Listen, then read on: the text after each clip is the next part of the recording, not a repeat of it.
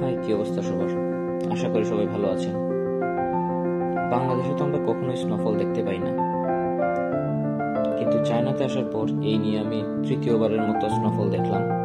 চায়নাতে বলা হয়ে থাকে 10-15 বছর ধরে এরকম সারাদিন ধরে স্নোফল হয় নাই।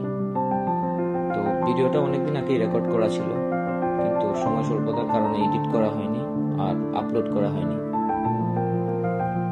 ভিডিওটা ধারণ করা হয়েছে আমাদের ইউনিভার্সিটিতে, চাংজু ইউনিভার্সিটি স্পোর্টস ফিল্ডে আর কি।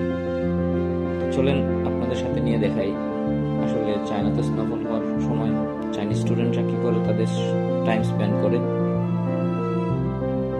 চলেন আপনাদের সাথে নিয়ে দেখি।